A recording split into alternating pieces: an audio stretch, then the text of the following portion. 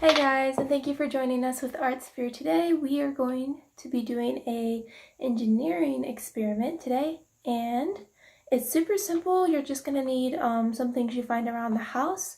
So I don't have a specific list of materials because you can use anything from cardboard to plastic bottles to just construction paper if you want. And the only thing is you need a paper plate and some form of adhesive. So this could be tape or glue or hot glue. And we are going to be building our very own paper plate mazes today. This is an example I have that my brother did, and he did a more complicated one using cardboard and hot glue only, but we're going to be doing a more simple one today. But his, for example, has his finish line is this hole, and it drops through the marble. The marble falls through when it gets there. And he has a starting point. He has a bridge. He wants people to go up when he crosses it. He has barriers. So this is the more advanced version, but this is kind of what we will be making today.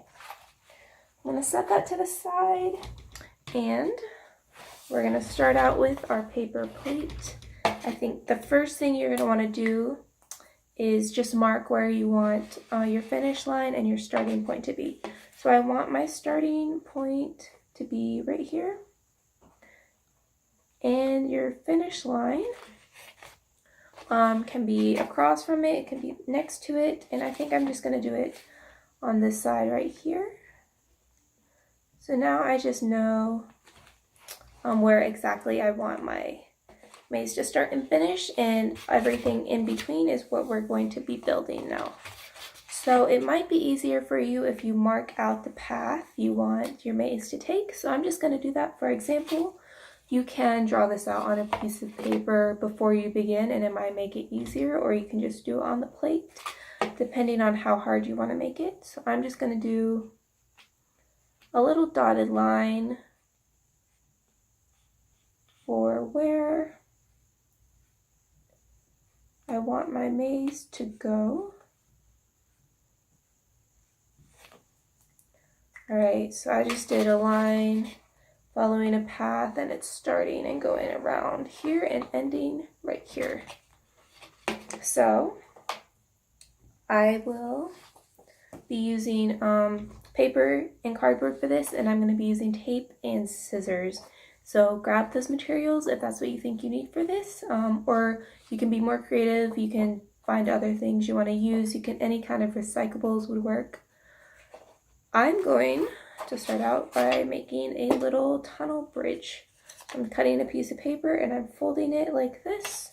And I'm just going to take 2 small pieces of tape, and I'm just going to tape it down, actually, sorry. So now I have my tunnel at my starting point. It's important to make sure that your marble can fit through the tunnels, otherwise it might make it a little bit difficult. Now I'm going to take my cardboard, and I'm just going to make a cardboard barrier, I think. So I'm going to take the very bottom of it, and I'm going to bend a little portion of it over so it makes a little stand, and all I have to tape is this bottom part, and it will stand up by itself. So if I follow the direction of my maze, it doesn't have to be exact, but I kind of know where I want it to go, so I'm just going to follow that path. Let me just tape this down, and then I'm going to make another barrier just to make it harder. Doing the same thing, I'm folding down the bottom, and I'm just going to make a barrier right here.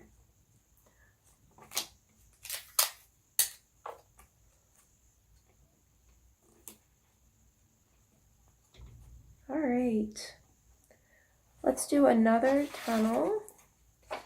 The goal for my maze that I'm making is I want the person who's doing my maze to go through these specific tunnels.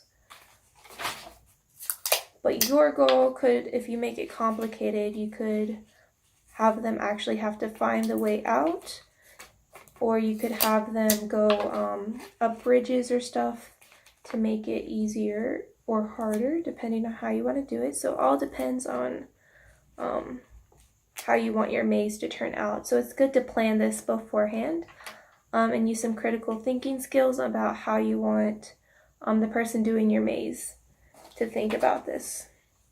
Now I'm going to make a little wall, and I'm just going to use a piece of cardboard, and I'm just going to tape it down.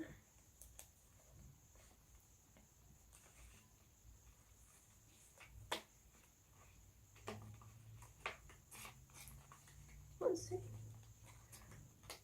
I'll go this way.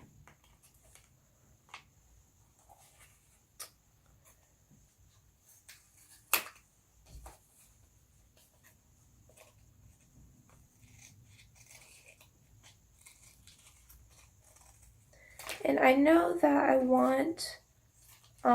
I know where I want my maze to end, so I think I want the ending to have to be to go through a little tunnel.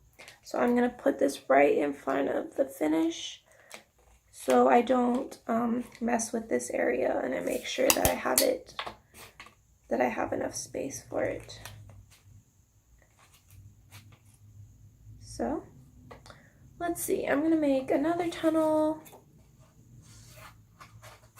Mine is going to be a lot of tunnels, but yours obviously is going to vary.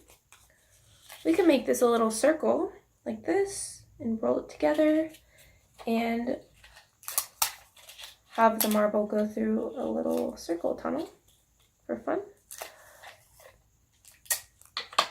And we're just going to tape it there.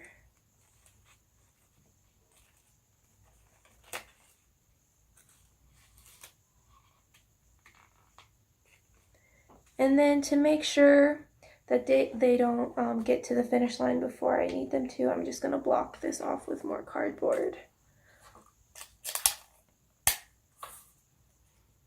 If you're doing this in groups, it might be helpful if you limit the amount of supplies and tape per group so we make it even. Make sure that we're not overusing tape or any supplies, and that all groups have it equal and fair. And so, is there anything else? I might make one more tunnel for this. So I'm going to do it here.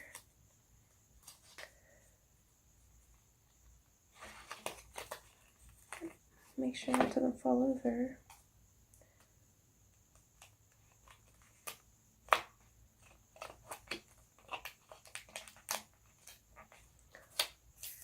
Alright, the very last one I'm going to do.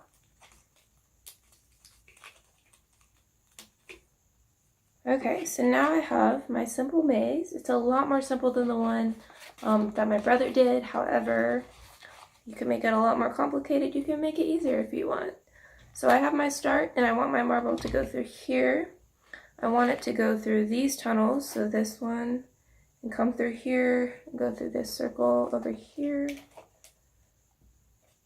And now that I'm seeing where I want exactly for it to go, I'm just going to block off the last couple areas and make sure that it will go exactly where I want it to go.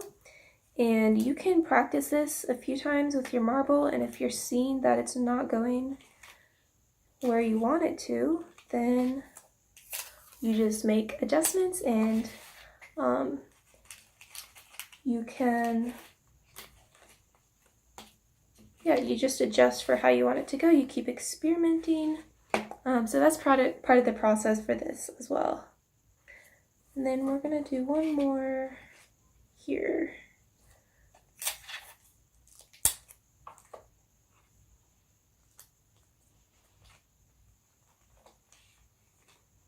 Alright, so this is my finished product. You can decorate it if you want.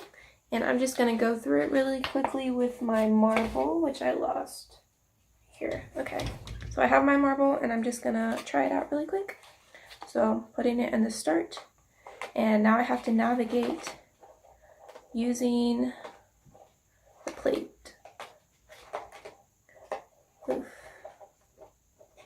So start, we have to go through this tunnel. Oh.